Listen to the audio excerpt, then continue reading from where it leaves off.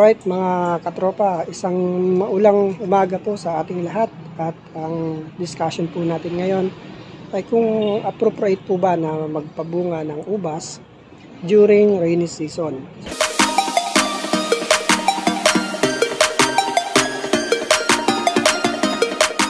So ngayon pong August and September ay alam naman po natin na ngayon po ay panahon ng tag-ulan. So, sa atin pong mga kasamang mag-uubas at sa iba pang enthusiast ng mga fruit-bearing fruits, although season naman po talaga ang ibang prutas ngayon, pero pagdating po sa ubas, ay ang tanong po natin ay appropriate po ba na magpabunga talaga during rainy season? So, let us discuss po and ipapakita po natin yung mga advantage and disadvantages during rainy season. Alright, so kung mapapansin nyo po ay ito yung ating mga bulaklak ng ating mga ubas. Ito po ay pinabunga natin or pinabulaklak natin ngayong tag-ulan. Ito po ay pruning ng mid-August. So yan, kung titingnan nyo po yan, ito po ay red cardinal. So medyo, ayan, marami po silang mga bulaklak ngayon. Pero advantage po ba or appropriate po ba talaga na magpabunga yung ngayong tag-ulan? Well, ang advantage lang po ngayong tag-ulan is ang harvest season nito po ay matataon po ng December, na kung saan ay marami po ang bumibili o medyo mataas po ang presyo ng prutas during Christmas season.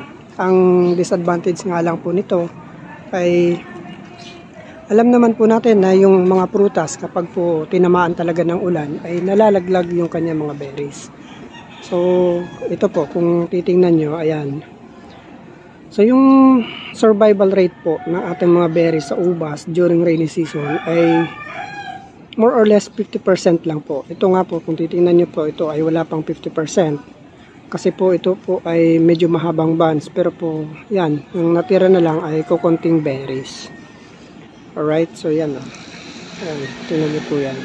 Ang ginagawa po ng iba ay nilalagyan po nila ng mga plastic para maprotektahan po yung ating grapes during rainy season.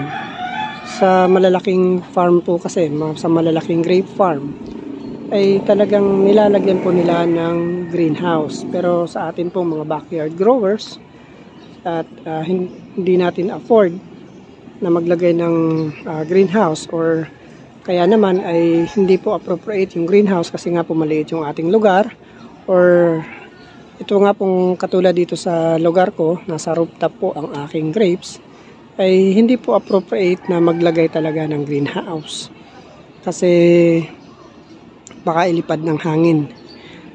So ipapakita ko rin po sa inyo yung dati kong video kung paano ko po ginagawa to save yung ating mga berries during rainy season. Ito po kasi ay ang ating pong mga ubas ay ang critical lang po yung kanyang 3 days doon po sa kanyang blooming stage. So yung blooming stage po ng ubas ay 3 araw lang po siya, and after 3 days ay kahit po maulanan na siya ng maulanan ay makakasurvive na siya. Alright, ito po yung tinatawag natin na during the blooming stage ay kailangan natin siyang protection ng kaulan. However, since wala po tayong greenhouse, kaya ito po ang nangyari. May mga ibang mga mag-uubas po, mga backyard farmers na mga ubas na nagsasuggest na gumamit daw po ng ganito, yung mga plastic caps para maproteksyonan. Pero ang disadvantage po ng ganito, kapag pumahangin ay masusugat yung mga stem niya dito, yung nag-hold ng mga flowers at ng mga prutas. Alright, ito ginawa natin siya dito, nilagyan natin ng plastic bottle, plastic cup. Lagyan natin siya ng plastic cup na ganito. Pero ang nangyari, since mahangin dito sa rooftop ay lalong nasira yung kanyang flower kasi nagagalaw siya ng hangin. So nasusugat yung itong stem na to, yung nag-hold ng flower ay nasugat siya. So ang tendency lalo siyang mamatay.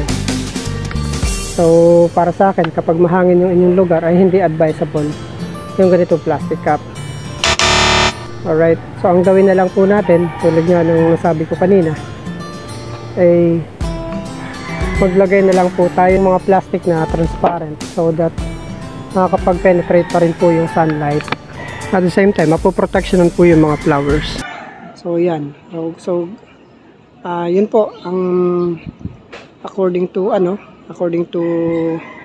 other sources po ay hindi po talaga appropriate, or kung kaya naman, if we cannot protect yung ating ubas during rainy season na hindi siya malagyan ng protection, ay antayin na lang po natin na lumipas yung tag-ulan.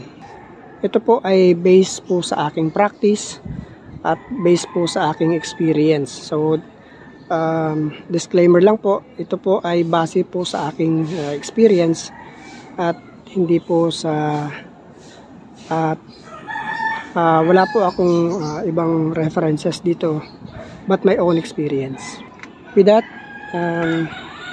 thank you so much po, and hope you na nakapagbahagi ako muli ng kaunting kaalaman sa tungkol sa pag-uubas.